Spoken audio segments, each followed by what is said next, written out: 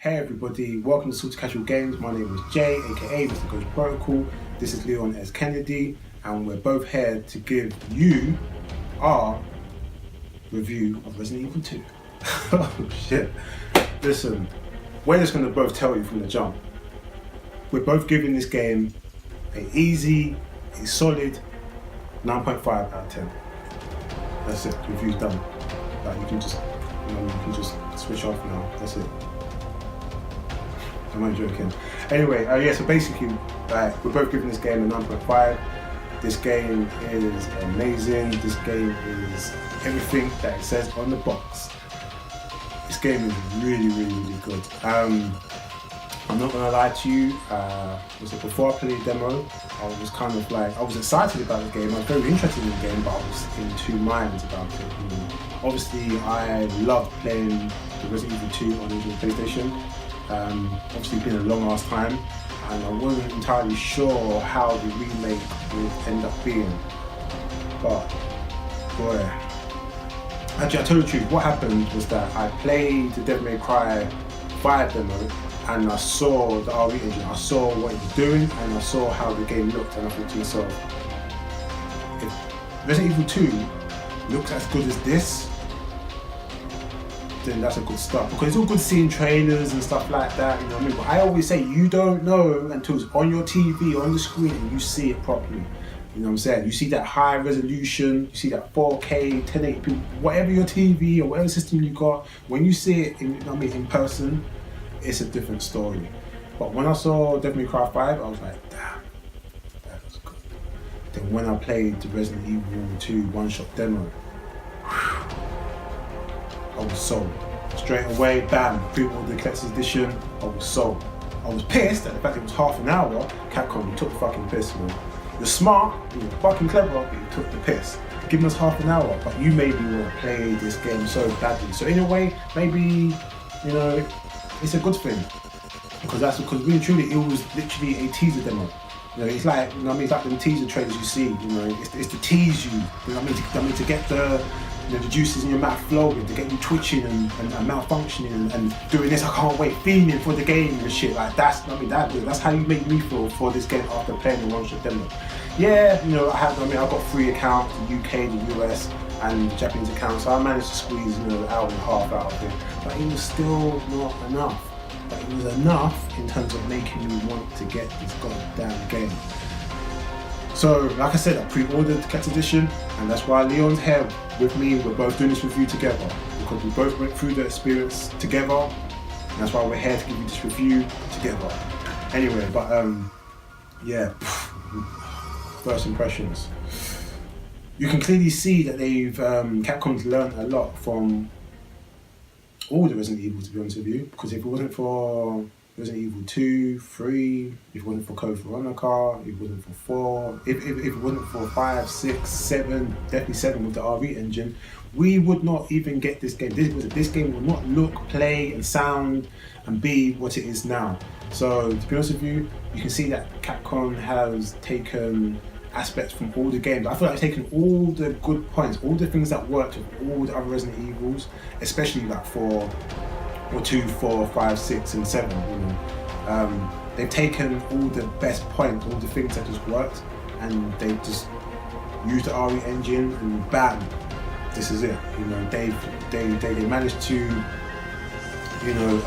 they managed to give us that nostalgia feeling, of playing Resident Evil 2, but it just, but with the new modern look, with the way it plays, because I'm not gonna lie to you, I was a bit like, a bit wary, like they're changing the perspective, the angles and stuff like that. They're giving us the Resident Evil 4, 5, 6, camera over the shot. So I was a bit like apprehensive, thinking to myself, okay, like, is that going to ruin it? Is that going to take us out? Like, it's going to be a remake, not like a spin-off of it or anything like that. So I was kind of thinking to myself, how is it going to feel when playing? But but when I played that one-shot demo, damn, and when you get your hands on the game, like, what I will say is that this is what I've noticed. The trailers don't do this game. Sorry, the trailers don't do the one-shot demo justice, and the one-shot demo doesn't do the game justice. But they're all really good. They're like stepping stones. There's like, it's like a step. Like, I mean, like, was it like a flight of steps that you see? And each step looks good. It makes you want, I mean, and there's this amazing thing up on the top that you can't quite see what it is, but it's glowing, it looks beautiful. And each step looks really good, really enticing. Like, yeah. You take the first step, the trailers, you take the second step, you see in gameplays online and shit.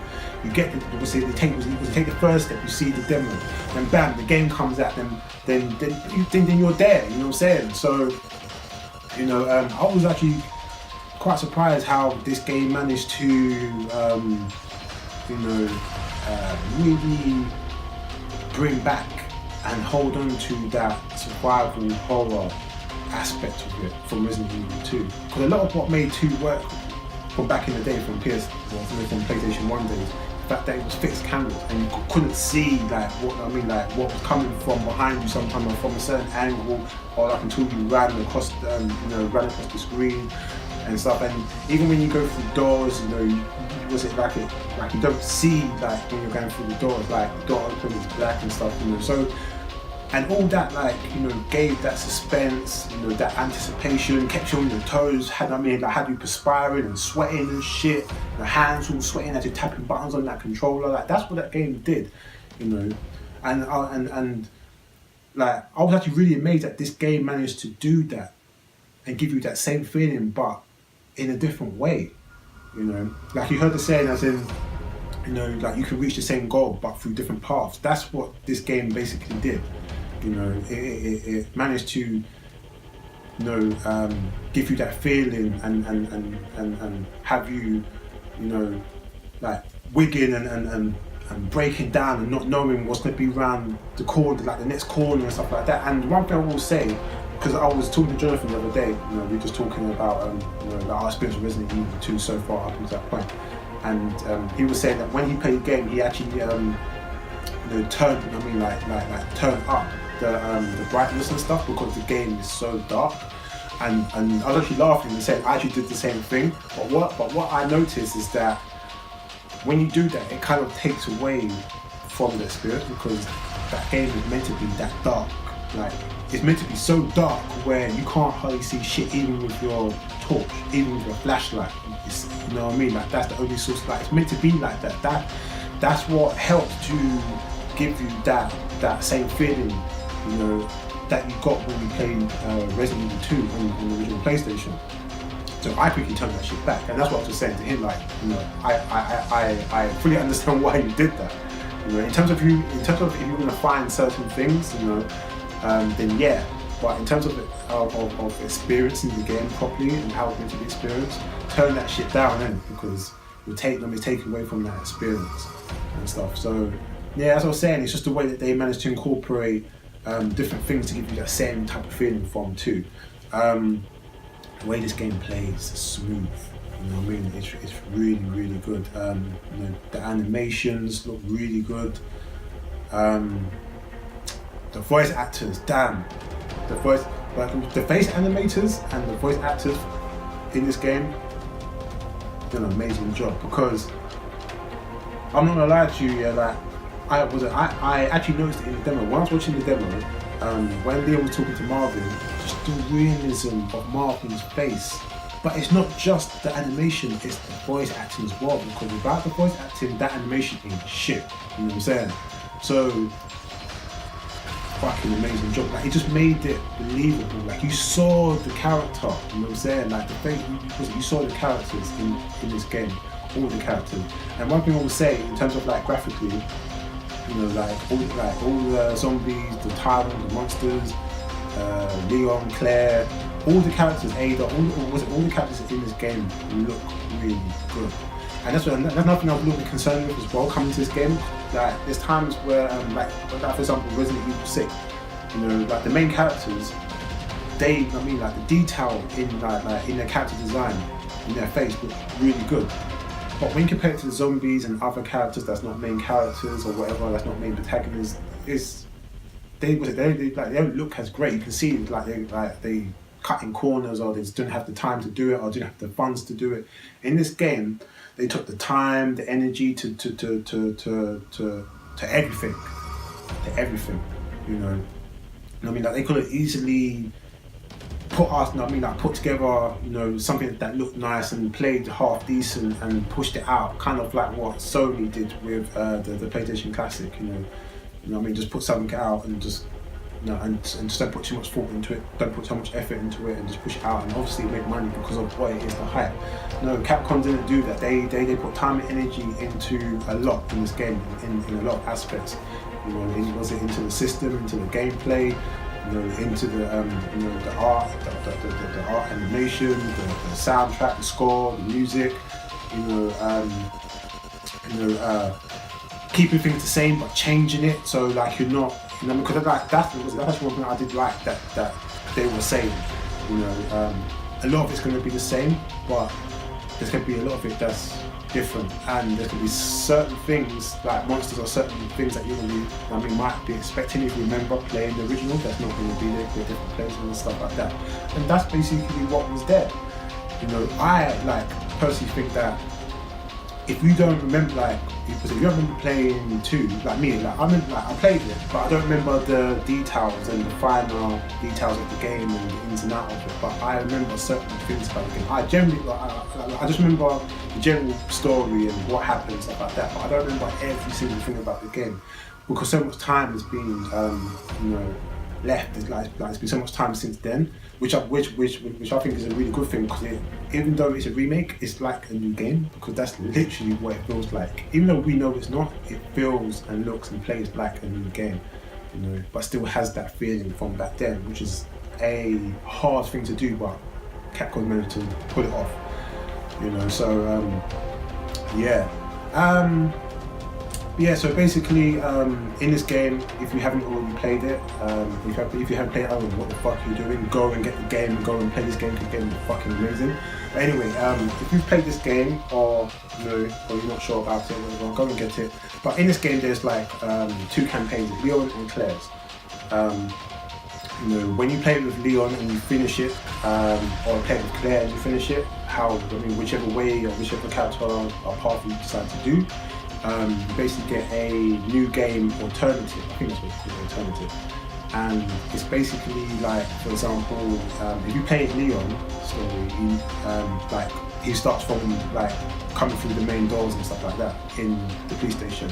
If you play his alternative, you basically come from the gate, like where you met up with Claire, and she's on the other side of the gate, and you're telling her to go because the zombie's going like, go now, you know, like you come from there, you know. And yeah, like I won't say it's a mistake, but I wish I would have played it a bit differently, because what I ended up doing, I played Leon's normal campaign, then I played his alternative campaign, then I played Claire's normal campaign, then I played Claire's alternative campaign, then I played Hunk, because Hunk is what you get after you finish all 4 experiences, should I say.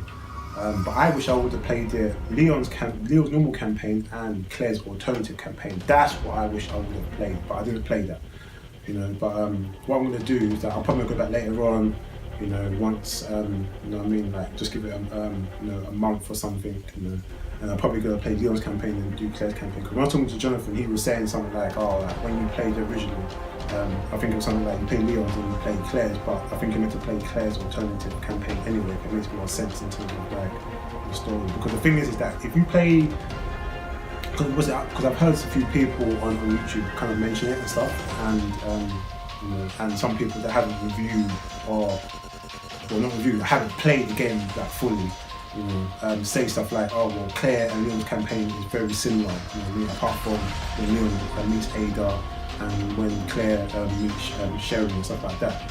And to be honest with you, it is and it isn't, but I kind of feel like that's not really how it looks to be played. And I think because, I think because the alternative, the new game alternative shows up when you just finish the game for the first time, it gives me that impression like I'm meant to play either or first, then play the either or alternative after, you know, to get the real, the proper experience of they're both on different passes and their stories intertwine with each other at certain points and like that, you know, because I can see how, because there are like you know, like with Claire, she's, I mean, like she goes through the main doors and the police station, and when she talks to Marvin, is when Leon talks to Marvin. So, you know, what I mean, I can see it like that, but that's why I think that it's meant to be played normal alternative, you know. But pardon me, but I thought because of the fact that I would be, regardless of the fact that you might come from different perspectives and stuff like that, because you're essentially playing in the same sandbox, like, you know, when you're running around in the police station, like, I was a bit concerned thinking, is this going to feel a bit complacent? Like, am I going to get a bit bored of running around in the police station for the third time, even though I've come from a different, I mean, like, there's a different perspective into the police station, or a different place, or certain things happen. You know what I mean? Like, am I going to get a bit bored? Is this going to feel a bit complacent? You know, running around doing the same thing? And to be honest with you, it doesn't. Because even though you are in the police station and you are in some of, like, you know what I mean, you are in some of the same locations, it does, somehow it feels a lot different. You know, like when you play normal, you play alternative, I know for a fact that a lot of the puzzles are not the same. You know, like a lot of the puzzles, like, they're the same puzzles, but the way to figure it out is different, if you get what I mean. You know, so if there's a password, it might be like ABCD 1 2 3, and the alternative might be ABCD 2885. If you get what I mean. So, and I thought that was quite clever, the fact that they did that as well. You know, like, for example, in the police station, you get, like, you know, if you've got the collector's edition, you get the 4 keys, you know, and stuff. But in the game and stuff, for example, like, Leon will never get 4 keys. Like, he will never be able to open all the 4 doors, because one of the keys is a key that only Claire can get, and Claire will never get all 4 keys. She'll always be missing one, because one of the keys is only that Leon can get. So it's kind of clever the way, the fact that they both have 3 keys, but there's 1 key, and 2 sets of doors, shall I say, that either or will never really be able to get into, because they just don't have that key. And that was a cool way of, yeah, you'll be playing in the same sandbox, but you'll be doing different things. And I thought that was really clever, and, you know, quite a cool and clever thing to do, to be honest with you. Yeah, like, what else? Like, you know, like the soundtrack, for example. Like, I thought the score and the soundtrack in this game was amazing. Again, like, when I had my conversation with Jonathan the other day, my brother, my Hindi, you know, I must say to him, I was like, oh, so what do you think of the score and the soundtrack and stuff? And he was like, well, to be honest with you, I haven't really noticed it, so I can't really, like, give you an opinion of it. You know? And I would say to him, well, that's actually a good thing, because normally when a soundtrack is not good, or it pulls you out of the film or the game you're playing, you kind of notice it straight away. But the whole point of a score or soundtrack is to enhance the game, is to get your feelings, your emotions more invested into what you're doing. You know, so if you're walking down a dark corridor and it's pitch black and you can't see shit, you might hear this sound and score to emphasize that, to keep on your toes, have you perspiring and sweating and malfunctioning as you're walking down with a torch and shit like this, or shit, you know what I'm saying? But you don't notice it, but it's there, and it does something to your mind, body and soul. You know what I mean? And that's when, and to me, that's a mark of a good score, a good soundtrack and stuff. You know, and even when, like, I think there's like a boss fight. I'm not gonna say when. I'm not really trying to spoil too much, but there's a boss fight with Claire, like, near the latter end of the game, and there's this, like, music that comes on when you're fighting the boss, and it's like, it gets you hyped up, like, it gets you into what's going on. Like, it's like, if you don't, you know what I mean, like, if you don't beat this boss, if you don't kill him, then it's the end of Raccoon City, it's the end of the world, you know what I mean?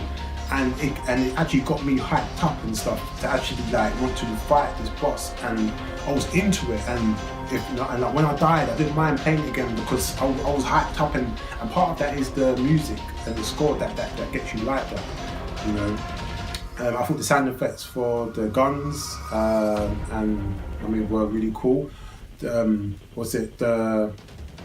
bullet damage in this game? Oh my god. Fucking amazing.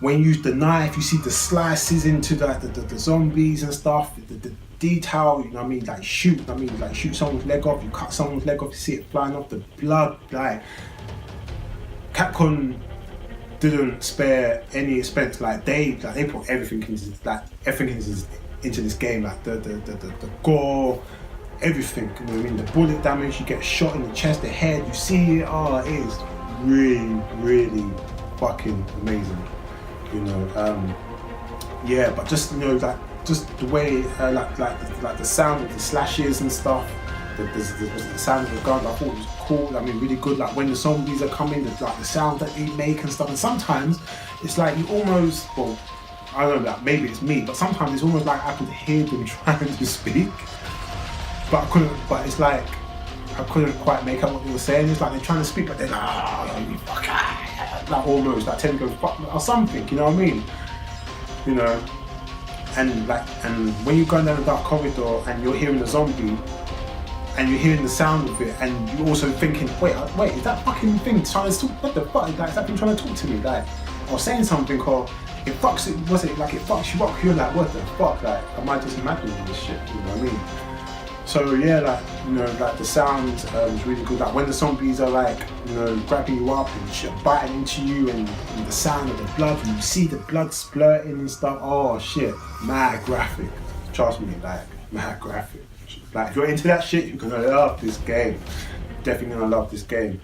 Yeah, but the score and the sound effects and the music in this game, like really cool. So much so that I'm not gonna front you. Yeah, I think the soundtrack's got like 20 something tracks. Can't remember exactly. There's like at least 8 or 9 of them that's on repeat that I listen to. So, and I'm like, I ain't gonna front. I'm kind of a hard person to please when it comes to soundtrack music. You know what I mean? Because, but soundtrack music and the score in this game was fucking amazing. So. Yeah, like done an amazing job with the sound. So actually, I wonder whether we got to play with the headphones. Actually, I might try that next. Anyway, but yeah, really good. Yeah, so as I was saying, you know, you got 2 campaigns and 4 and kind of like 4 different experiences with, or 2 different experiences with each character adding up 4, and you've got the hunk. And the hunt basically is just, you know, it's basically like you're running through like the stages, trying to get out and stuff like that. Played that, I died like 3 times, finally did that. That was cool because I remember playing Hunt back in the days on the PS2. I never played a tofu. I kind of understand why people have a thing for tofu, but I don't remember ever playing tofu back in the day, and tofu wasn't a thing for me. But yeah, in this tofu it looks kind of cool. Looks really realistic, but that's an RE engine. It's got tofu's got a police hat and mad knives, like, you know, and you basically got to try to run through the monsters and the zombies and stuff, and without them attacking you. And when they like attack you and they bite into you, they take bits of the tofu. So that's kind of cool, I suppose. But I don't know. I just don't really have any nostalgia or I mean, I'm not really compelled to be playing tofu, or, you know, I don't know. I mean, maybe I'll play it when I'm like bored and I've got nothing else to do, and I feel like, let me just do it. You know? But yeah, I just didn't feel I need to even play or even finish. Where Hunk, I had to play Hunk and I had to finish Hunk. You know what I mean? I had to do it. And, you know what I mean? Because I remember playing as Hunk. So high level mercenaries, so I just had to up there with Nikolai and them up from Resident Evil 3 again. Obviously, you have to know what I'm talking about. But yeah, so yeah, I mean, like, obviously, as I was saying before, the systems game, you can see that they've taken a lot from you know, Resident Evil 4, 5, 6, and 7, and stuff, more from 4 to 6 in terms of the system, over the camera over the shoulder and stuff. You know, the game looks amazing, as I said before. The puzzles, like, how can I not speak about the puzzles? Like, the puzzles, like, they're actually really good. Like, some of them they're like redesigned modern versions of the older puzzles, and some of them are just like, you know, they're just they're just new puzzles in it. It's like just a mixture, but just everything about this game, and you know, I'm not gonna lie to you because I was actually saying it to Karen, to Freezer Girl. I was actually saying to her that when I was playing, especially as Leon, it's like there's times when like Leon, like you playing with him and like, you know what I mean, like Leon would say something, you know, and it made me think like, don't worry, Leon, like this ain't shit. All the things you go through, you know what I'm saying? Like, this is your birth, you know what I mean? Like this, you know what I mean? Like this is you becoming a godlike, high-level human being. So sick that you could be up there in, you know what I mean, in that mad pocket dimension with the high-level characters like Dante and Bayonetta and Kratos and Lara Croft and whoever. Like so sick up there, you know what I'm saying? You probably, you know what I mean? Like you probably see Chris up there, you know what I mean? Like, you know what I mean? Like up there as well, whatever. But this is, I mean, this is the birth, and it's because this is the first time you see Leon as well, you know, and it's like, I don't know, it's just like playing with him is like Leon and like going through these trials and tribulations, but trust me, like things you go through in the future, like this makes you a godlike character. You know what I mean? It's almost like I was talking to him as I was playing. I know it sounds silly, me talking about it or even bringing it up. That's just how I felt when playing the game and stuff, you know. And yeah, like just seeing Leon, like the young rookie cop, you know what I'm saying, you know, and seeing Claire as well, and seeing how young she looks, and you know, and just that, like that bond that they have, you know, like Sherry, Ada. The one thing I will say is that, okay, so basically, as I said, you play with Leon and Claire, but you also play with Ada and you play with Sherry. And playing with Ada, I actually really enjoyed it, but the only thing is I felt like it was too short. I wanted more of it, and just didn't get that. And the same thing with, well, I didn't really feel like that about Sherry. I like playing with Sherry because I was actually saying that like playing with Sherry actually kind of felt a bit like maybe in Last of Us, like when you know, like when you're playing with Ellie. So when, you know what I mean, like so when Joel gets hurt, something Ellie's got to look after her and look after her, and you start playing with Ellie. It kind of felt a little bit like that when I played with Sherry. And actually quite liked it, but Ada, I actually wanted to play more of Ada. Like playing with Ada made me want to play more of her, but it just didn't. You know what I mean? But getting to see, Ada and play as her and stuff like that, it was like, and bring back all the memories from back in the day as well, and stuff, oh shit, you know. And yeah, man, you know what I mean? Like, I just like really. I just really enjoyed seeing this, you know what I mean, like spirits in and seeing this story unfold again. And it's like a new game, but it's not. Like it feels like a new game, but at the same time I feel like it's not a new game. You know, and it's just a really, really good experience. You know, like I thought as I said before, all the voice actors in this game did really, really well. You know, they get like top marks.